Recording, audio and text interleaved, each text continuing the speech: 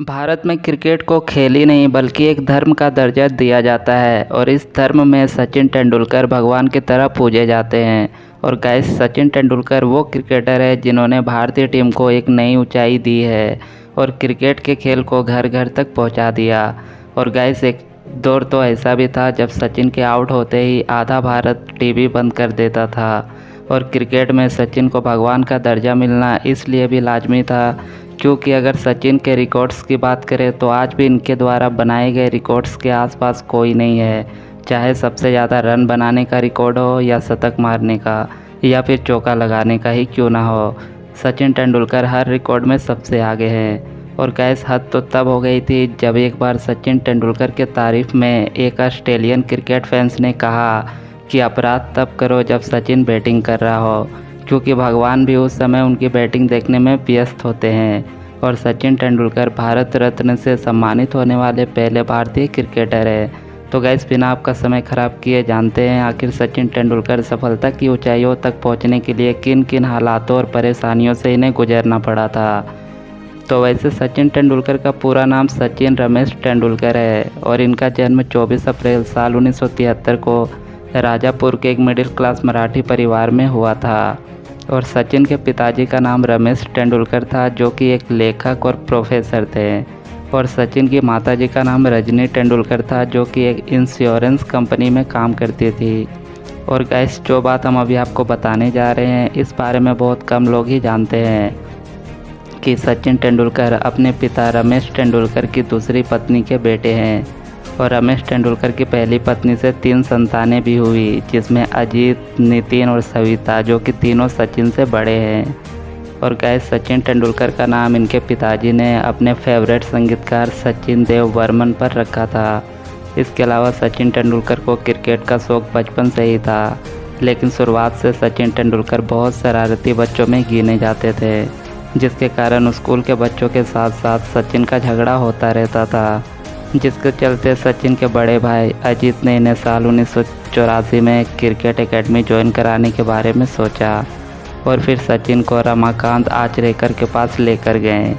और गाइस, उस समय के दौर में रमाकांत आचरेकर फेमस क्रिकेट कोचों में से एक थे और सचिन पहली बार रमाकांत आचरेकर के सामने अच्छा परफॉर्मेंस नहीं कर पाए थे, जिसके बाद रमाकांत आचरेकर ने सचिन को क्रिकेट सिखाने से मना कर दिया।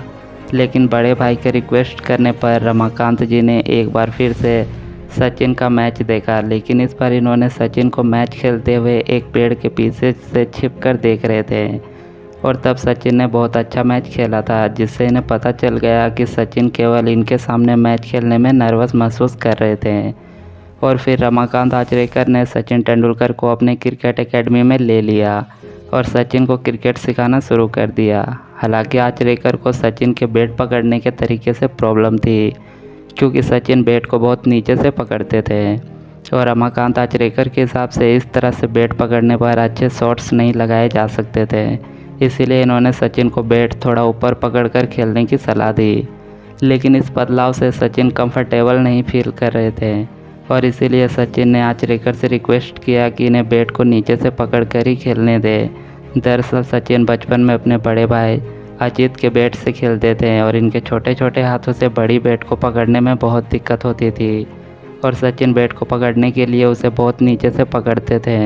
और तभी से सचिन को बैट नीचे से पकड़ने की आदत हो गई थी। खैर, सचिन तेंदुलकर ने अपनी क्रिकेट की ट्रेनिंग लेने के बाद इन्हें 14 नवंबर साल 1987 को रणजी ट्रॉफी में भारत के घरेलू फर्स्ट क्लास टूर्नामेंट में मुंबई की तरफ से मैच खेलने के लिए सेलेक्ट किया गया, लेकिन प्लेइंग 11 में इनको जगह नहीं मिल पाई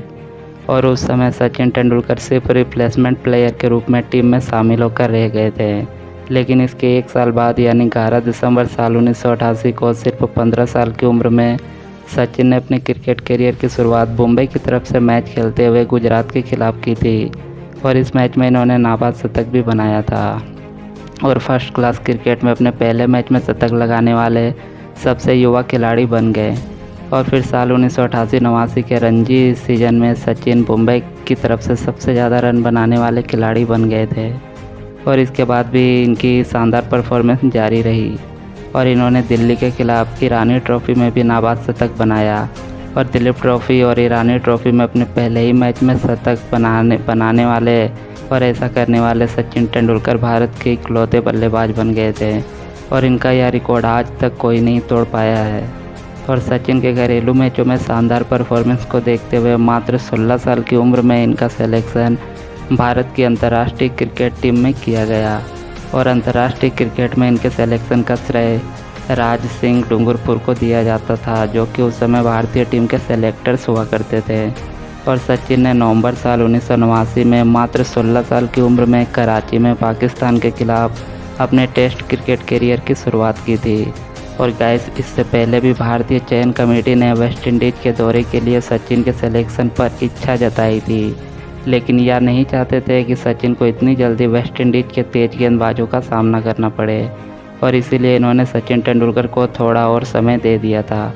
और कराची में पाकिस्तान के खिलाफ अपना पहला मैच खेलते हुए सचिन ने सिर्फ 15 रन बना पाए थे और इसी सीरीज के एक मैच में एक गेंद सचिन के नाक पर लग गई थी, जिसकी वजह से इनके नाक से खून निकलने लगा था।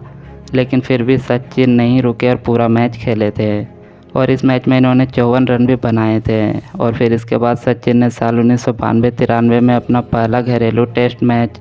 इंग्लैंड के खिलाफ भारत में खेला, जो कि इनका टेस्ट करियर का 22वां मैच था।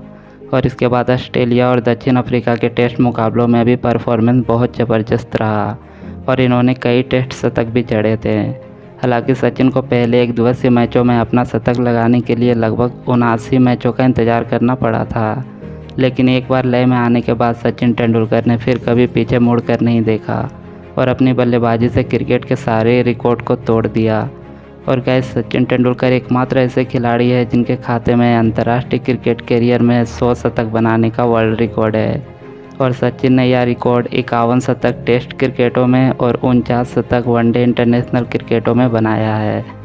इसके अलावा एक दिवसीय अंतर्राष्ट्रीय क्रिकेट इतिहास में दोहरा शतक जड़ने वाले पहले खिलाड़ी भी हैं और साथ ही सचिन सबसे ज़्यादा वनडे इंटरनेशनल क्रिकेट खेलने वाले खिलाड़ी हैं और इन्होंने कुल 463 वनडे मैच खेले हैं। और गाइस, सचिन तेंदुलकर को क्रिकेट में इनके अद्भुत योगदान के लिए बहुत सारे पुरस्कारों से भी सम्मानित किया जा चुका है। इसके अलावा वनडे क्रिकेट में बल्लेबाजी के लगभग सभी रिकॉर्ड अपने नाम करने के बाद 23 दिसंबर साल 2012 को सचिन तेंदुलकर ने वनडे क्रिकेट से संन्यास लेने की घोषणा कर दी थी और फिर 16 नवंबर साल 2013 को घरेलू मैच वानखेड़े स्टेडियम में अपना अंतिम टेस्ट मैच खेले थे और इस टेस्ट मैच को जीतकर भारतीय टीम ने इन्हें भावपूर्ण विदाई दी थी। और गाइस, IPL में सचिन तेंदुलकर मुंबई इंडियंस में बतौर कैप्टन मैच खेलते थे और सचिन IPL 2008 से 2013 तक ही खेले हैं और जिस साल सचिन तेंदुलकर ने अपना आखिरी IPL खेले थे उसी साल मुंबई इंडियंस ने IPL ट्रॉफी भी जीती थी। और अगर सचिन तेंदुलकर के पर्सनल लाइफ के बारे में बात करें तो सचिन ने साल 1995 में अंजलि तेंदुलकर से शादी कर ली थी और सचिन तेंदुलकर के 2 बच्चे भी हैं जिनके नाम सारा तेंदुलकर और अर्जुन तेंदुलकर हैं। और गाइस, सचिन तेंदुलकर अपने शांत और सरल स्वभाव के लिए पूरे वर्ल्ड में फेमस है और गुस्से में आकर ये कोई कमेंट करने के बजाय किसी कमेंट का जवाब अपने बल्ले से देने में विश्वास रखते हैं। और गाइस, सचिन तेंदुलकर ने क्रिकेट में भगवान का दर्जा अपनी मेहनत, अपनी कोशिश और अपने जुनून से हासिल की है और इन्होंने क्रिकेट को इस तरह खेला है कि वह सिर्फ खेल ना रहकर एक प्रेरणा बन गया और इनके क्रिकेट में दिए गए योगदान के लिए सचिन तेंदुलकर हमेशा से क्रिकेट के भगवान माने जाते रहेंगे। तो गाइस, उम्मीद करता हूँ कि आपको सचिन तेंदुलकर के क्रिकेटर बनने की ये कहानी अच्छी ज़रूर लगी होगी। तो आप सब वीडियो को लाइक और शेयर ज़रूर कीजिएगा और आगे भी इसी तरह क्रिकेट की किस्से कहानियों को देखते रहने के लिए आप सब हमारे चैनल को भी सब्सक्राइब ज़रूर कीजिएगा। तो हम मिलेंगे आपसे अगली वीडियो में किसी और क्रिकेटर के साथ उनकी लाइफ स्टोरी को लेकर। अभी के लिए जय हिंद,